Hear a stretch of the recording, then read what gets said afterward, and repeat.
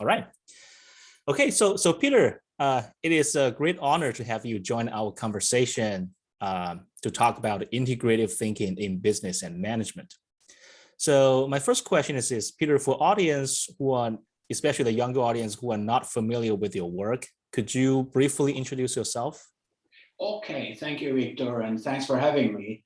And let me just stress a few what you might call highlights in my background. I think you can think about me partly as an academician. I have had tenured positions at MIT and at Wharton. I have my doctorate from Harvard Business School and have written some 25 books and more than 100 refereed articles. So you know, I also was an endowed professor at Wharton. So you know, I have all of those blah blah stripes, so to speak. The second is that I've been an academic administrator for quite some time. At Wharton, I was head of the Lauder Institute, and I was also head of the biggest academic department there, the management department. Then I was president and CEO of the Norwegian School of Management in Oslo for 4 years. And then for 15 years, I was head of IMD in Lausanne. And then you could say I've been and am an entrepreneur, and I used to own a shipping company that we have discussed before, mostly specializing in offshore supply function, and that went very well. I sold that, as you may know, Victor. Shipping management is a lot about in, out, long, short, and hitting the cycles right, so to speak, which in all modesty, I think I did. So I spent the money I got out of that to develop the SU Gullstad Invest, which I have built up over the last 10-15 years to be quite a successful investment company. By the way, I gave that away to my two kids about 3 months ago. So, but I'm still, as you know, I'm still active thinking about some of those things. And the final thing I would say is that I've been quite entrepreneurial when it comes to, should we say, coming up with new shapes for business schools, stemming out of my efforts at IMD.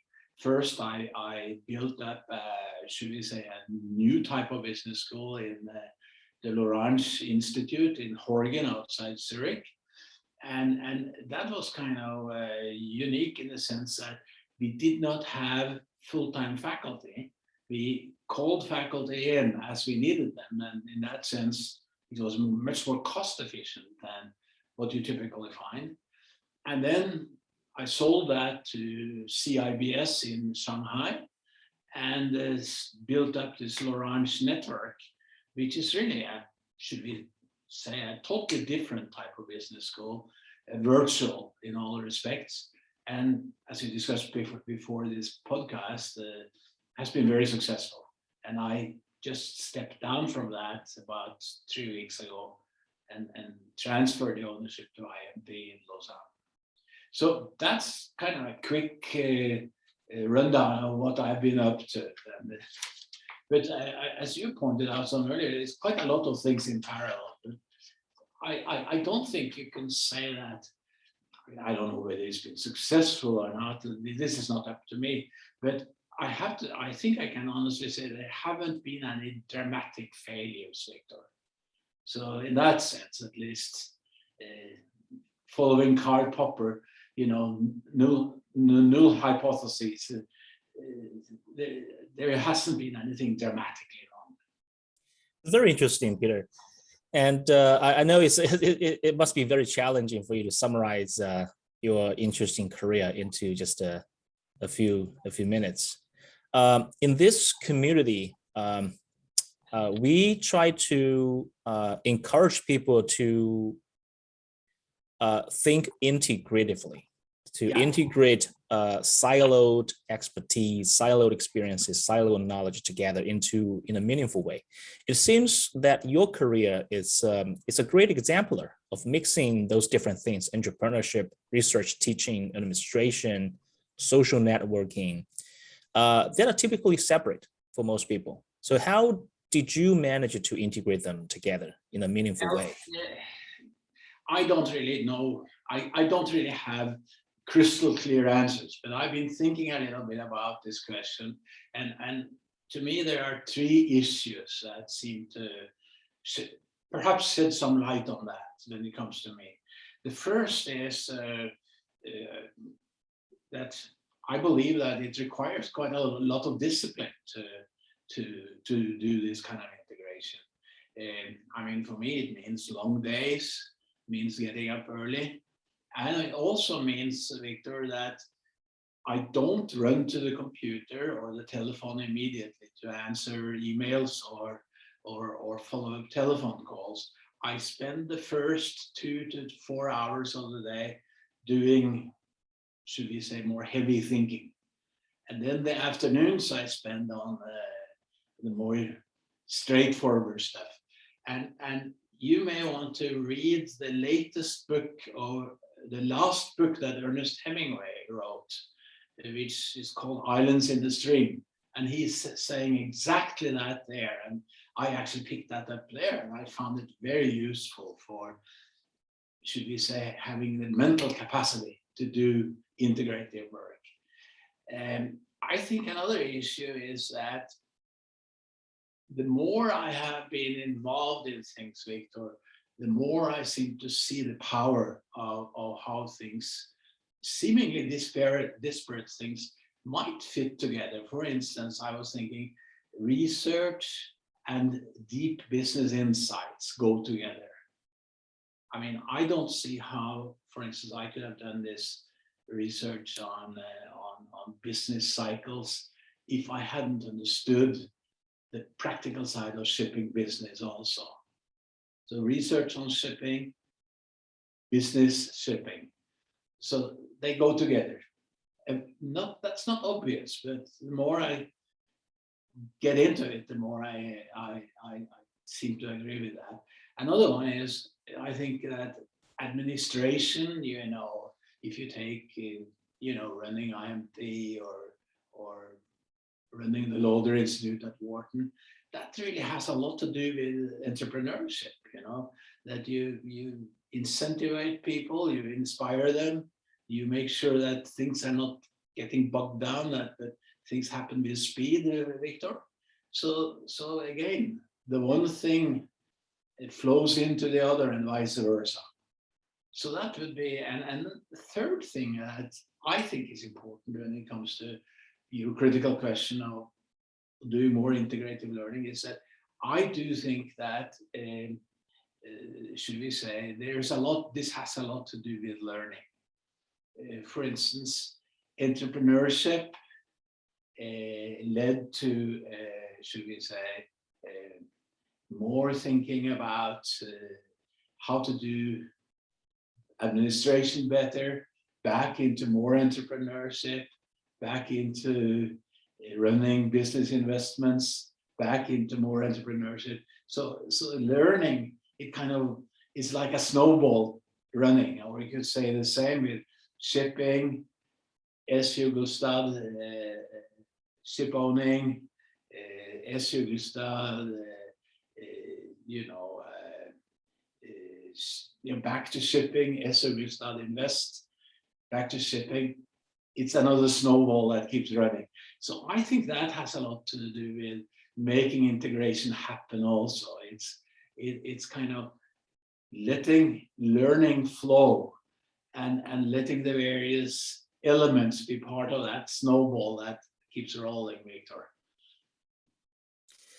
So do you recommend that snowball model to other business faculty, researchers, and practitioners? Yeah, I do. And in fact, you may want to ask yourself, why is this so hard for many people in academia as you know from what I said some minutes ago, I've spent most of my life in academia. I think that it's hard for that snowball to run due to the fact that, much of academia seems to discourage teaching and research.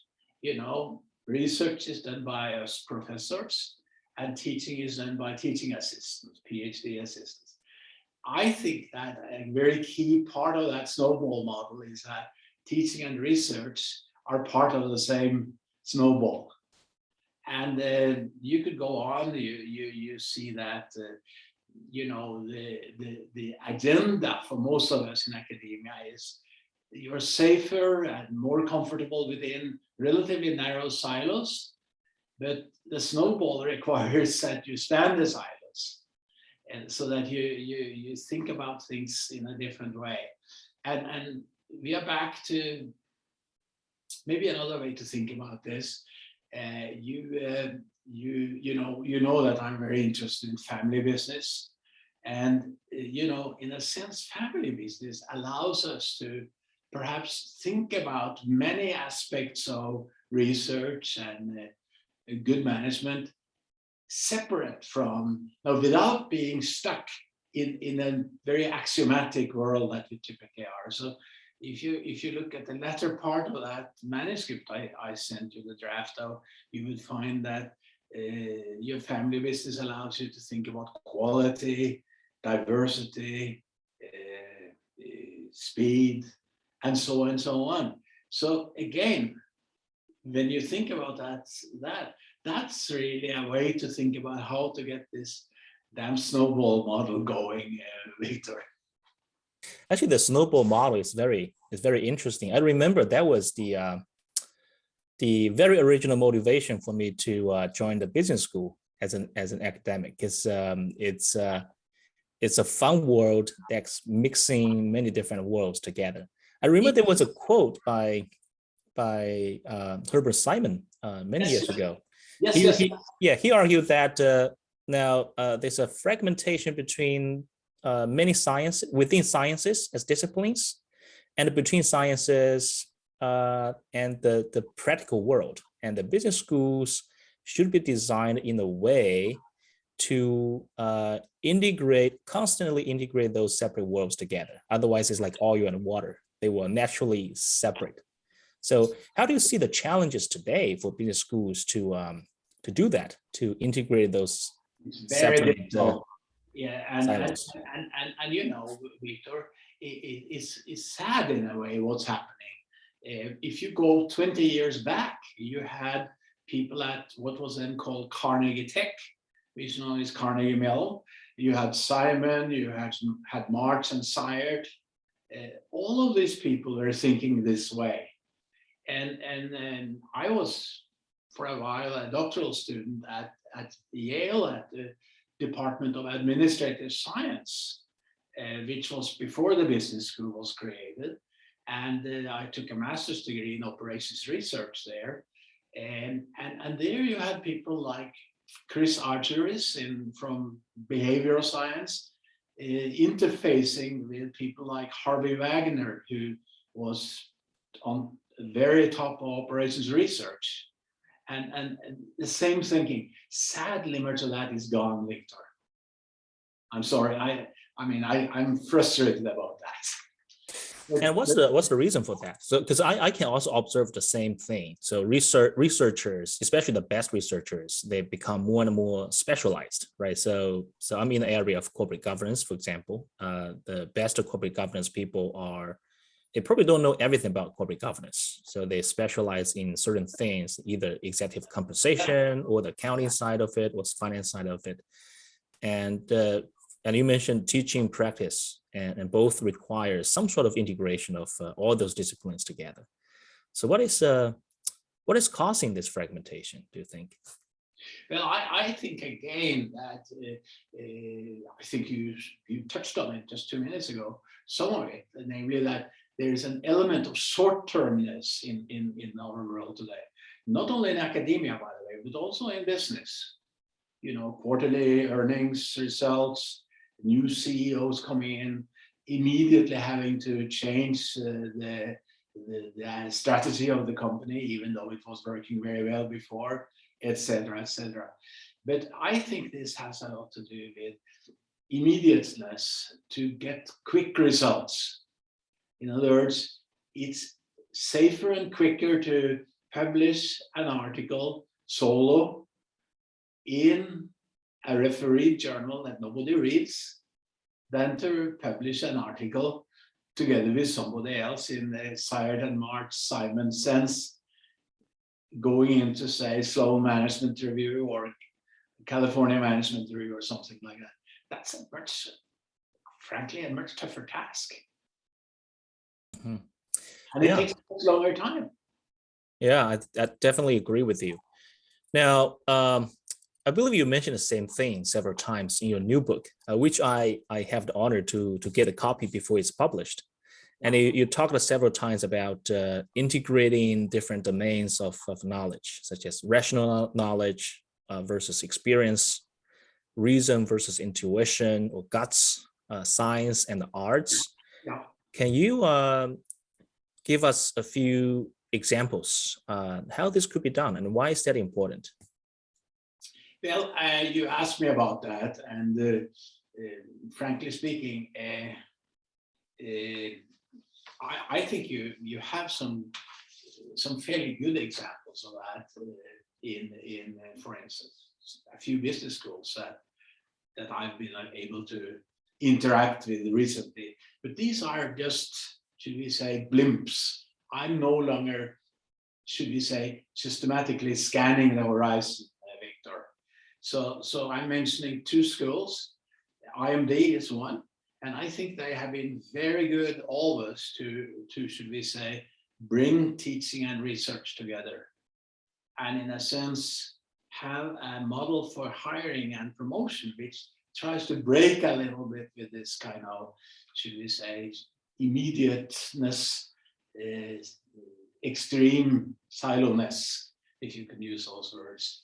And now they've added, should we say, quite a strong feeling, a strong capability in, should we say, virtual learning too. So they are able to reach out much more to, should we say, people who think like that, and people like yourself. And I think that's boding well for a place like IMD. Another place that I'm very impressed with is an institution in Madrid, Spain, which is called the Instituto de Empresa, or IE. And they've gone quite far in, should we say, coming up with virtual technologies that are integrated in spirit. So for instance, they have an integrative virtual classroom where person X can integrate his or her thinking with what person Y is saying, exchange leading to integration. The faculty member is there, part of that integration. He or she is no longer lecturing one way, but is like an, should we say, like a conductor in an orchestra, sucking up things and integrating things. And I think that's a very special school. I don't really know what's going on in most of the US schools anymore, but sadly, I'm afraid that much of it tends to be rather silo-oriented. Yeah. So I do agree with you. We do need to have some fundamental innovations of the business schools in the future. Now, can you name some exciting things or innovations that you don't see today in the business schools that you would love to see in the future, especially like technology-wise, as you mentioned? Yeah, I think that's true. My sense is that there are really two areas.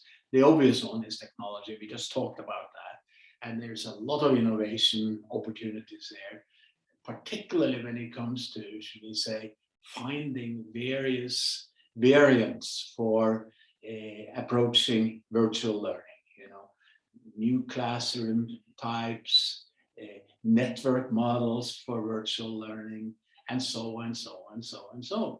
But I think there's another area which is even more exciting, and that is how to come up with, should we say, a more systematic way for a school's curriculum to innovate. That innovations has a lot to do with what's being taught, and to squarely focus on the curriculum, and should we say, take away the curriculum from the individual faculty member or from the department, the axiomatic department. Let that rest with a highly innovative dean and associate dean, president and his number two person, his or her number two person. I think that's a lot of innovation that we will probably see in the future coming from, should we call it, curricular design. You know, if you had asked me 5 or 10 years ago, Victor, curriculum, I would have gone asleep. But the more I think about it, the more I think that that could be at the very core of a new innovative frontier. Let me mention one thing to you there, Victor. When I was at MIT, you know, you had all of these Nobel Prize winners and God knows what there. And they said that if you take some areas, like for instance, all things optics, it kind of was plateauing out for a while, and then suddenly shot up with lasers and this. Now it's flattening out again. And I think maybe that's what we are seeing in business schools too. We have been plateauing for a while in this axiomatic reality. And I predict that it will shoot up like a rocket with this focus on curricular design. Very interesting. You mentioned technology to make that possible. Can you name maybe 1 or 2 big technology opportunities that you see or you envision would make that happen faster? Yes, I already touched on it to some extent, but I like to say a little bit more. I think that the technology-driven classroom is absolutely key.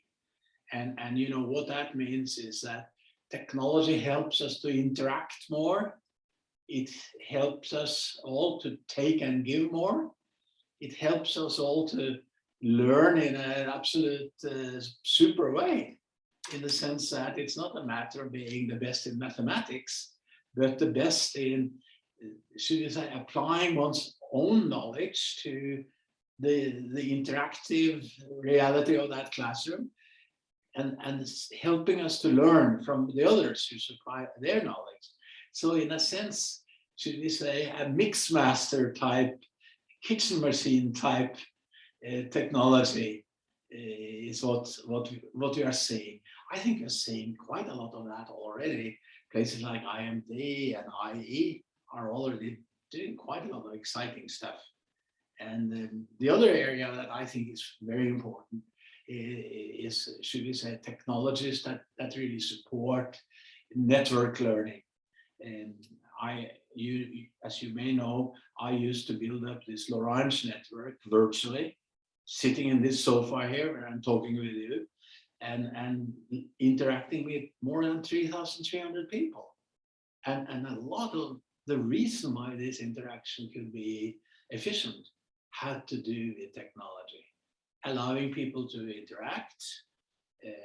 You know, if there are only a few people, let's say 25 to 30, you interact based on you know, pictures on the screen and things like that, and coupling that with notebooks, etc.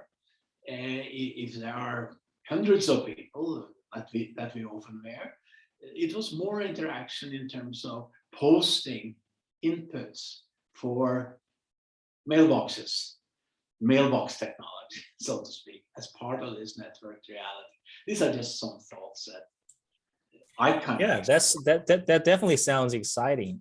It was exciting. Yeah, I also believe in connective thinking and connective learning. So it would be cool in the near future we could see some sort of technology that can sort of suck the mental models from Yes, everybody and put them together into a sort of uni-mind everybody can learn from. yes, That'd yes, be pretty cool. exactly, Victor. And I think we are starting to see that already. Yeah, yeah, and in this new AOM community called NICE, we actually pulling together scientists, engineers, and technology developers to make this happen. So we will see, and maybe when you come back in 3 or 5 years, all those visions will become true.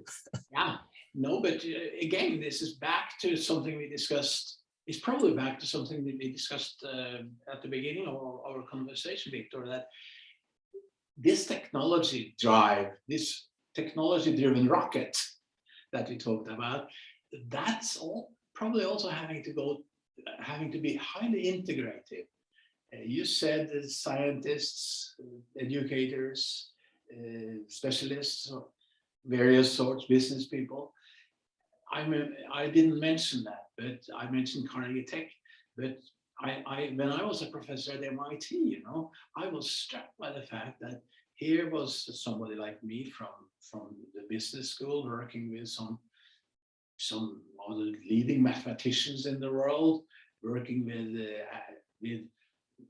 atomic scientists, working with healthcare types, and it was highly interactive. And at the outset, one might think that this is a total waste of time and energy, but I was stunned by the fact that we came up with really earth-shaking breakthroughs all the time, Victor. Yeah, and I think the skyrocketing point also requires some sort of breakthrough in the integration between the sciences or technologies and business school, because I think the current incentives are quite stagnant. So people keep doing the things they were asked to do or trained to do at PhDs, but the changes are accumulating, and we won't see the effects of the changes until they accumulate to the point that people see the breakthroughs, see the great applications.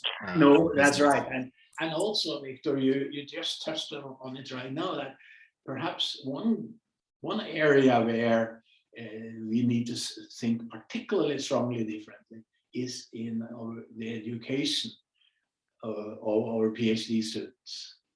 And here I think that the new radical thinking on curricular design for PhD programs really can be very promising. Let me share with you a story. I used to run a doctoral program at the Stockholm School of Economics some 20 years ago. And I spent quite a lot of time picking out articles and things and preparing, and in a sense, designing the curriculum. At that time, my thinking wasn't as evolved.